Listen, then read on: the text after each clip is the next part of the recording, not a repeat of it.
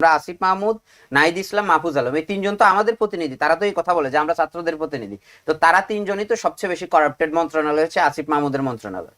তিনি সেখানে কি করছে? বারবার সব বিতর্ক তাকে কেন আসতে হবে? আমরা শুনেছি যে মুজিবনগর, সে তারপরে আমরা শুনেছি আসিফনগর। আসিফ মাহমুদ, নাহিদ ইসলাম এবং আপনি যদি ধরেন মাহফুজ আলম, তারা তো আমাদের সাথে বেইমানি করেছে, এই জেনজির সাথে বেইমানি করেছে। সমন্বয়ক পরিচয়টা দিলে মানুষ লজ্জা পায়, যারা দেয় তারাও লজ্জা পায়, যারা শুনে তারা হাসাহাসি করে। এই বিতর্কটা কারা সৃষ্টি করেছে? এই 24-এর গণ অভ্যুত্থানে ছাত্র জনতার রক্তের উপর দাঁড়িয়ে তাদের সাথে কারা বেইমানি করেছে মোটা দাগে? এই তরুণ প্রজন্মকে কারা আজকে করাপ্টেড বানিয়েছে? তরুণ প্রজন্মের নাম শুনলে বলে যে আপনারা তো দুর্নীতিবাদ। এই শব্দগুলো তো তারাই নিয়ে এসেছে। শুধুমাত্র অল্প কিছু লোক সরকারের সুযোগ সুবিধা নিয়ে সকল অপকর্ম করে এটা ছাত্র জনতার মোটা দাগে একটা আন্দোলনকে বিতর্কিত করেছে।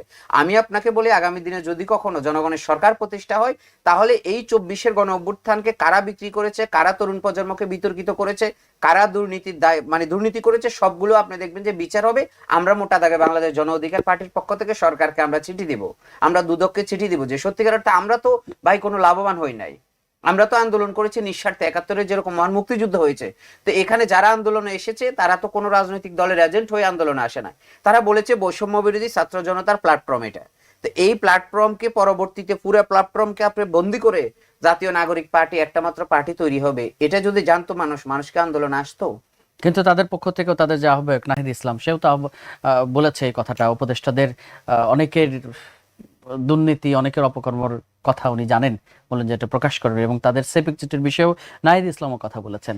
তাহলে কোন কোন উপদেষ্টা, মানে আপনাদের কাছে, অর্থাৎ নাহিদ ইসলামও তো উপদেষ্টা ছিলেন, তাহলে উপদেষ্টা থাকাকালীন তারা যে আসলেন, বা উনি পদত্যাগ করে এখন একটা দলে আসলেন, তারপরও তার কলিগদের বিরুদ্ধে তো অভিযোগ করছেন, তাহলে এই অভিযোগগুলো কেন করছেন? তাদের বিরুদ্ধে কি এই ধরনের অভিযোগগুলোর সত্যতা অথবা এই ধরনের সিমটমগুলো কি আপনারা দেখছেন?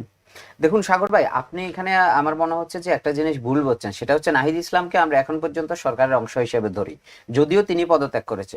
তাহলে তিনার সরকারে যাওয়ার দরকার কি ছিল? আমি রাজনৈতিক দল করব, আমি জনগণের কাছে যাব, জনগণের ধারে ধারে চষে বেড়া, আমি সরকারে যাব, পদত্যাগ করব, দল করব, আবার এমপি হব, আমি তো মন্ত্রী আছিই ভাই। তো সেই ক্ষেত্রে আমি মনে করি যে এগুলোর ভিতরে আমরা অনেক ষড়যন্ত্র দেখতে পাই, এবং হয়তো তাদের মধ্যে কোনো হিসাব বলছে, তারা তো একসাথেই দুর্নীতিগুলো করেছেন। নাহিদ ইসলামও সেই সরকারের অংশ, এবং তিনি যে মন্ত্রণালয়ের দায়িত্বে ছিলেন তিনি কি করেছেন? আমরা যদি বলি, আমরা বাকি উপদেষ্টাদেরকে ধরবো না, আমরা আসিফ মাহমুদ, নাহিদ ইসলাম, মাহফুজ আলম, এই তিনজন তো আমাদের প্রতিনিধি। তারা তো এই কথা বলে যে আমরা ছাত্রদের প্রতিনিধি। তো তারা তিনজনই তো সবচেয়ে বেশি করাপ্টেড মন্ত্রণালয় হচ্ছে আসিফ মাহমুদের মন্ত্রণালয়। তিনি সেখানে কি করছে? বারবার সব বিতর্ক তাকে কেন আসতে হবে? আমরা শুনেছি যে মুজিবনগর, সে তারপরে আমরা শুনেছি আসিফনগর, এই কুমিল্লাতে মুরাদনগরের পরে আসিফনগর। তো এই ধরনের নামগুলো তো আমরা হাসিনার আমলে শুনতাম। তা আমাদের রক্তের উপর আপনি যদি বলেন যে আমি একজন সহযোদ্ধা হিসেবে আসিফ মাহমুদ, নাহিদ ইসলাম এবং আপনি যদি ধরেন মাহফুজ আলম, তারা তো আমাদের সাথে বেইমানি করেছে, এই জেনজির সাথে বেইমানি করেছে। তা আমি মনে করি যে তারা আগামী দিনে, আপনি বলেন যে দল বাংলাদেশে, দেখুন এখনো পর্যন্ত আমি যদি ভুল না বলি 56টা নিবন্ধিত রাজনৈতিক দল আছে।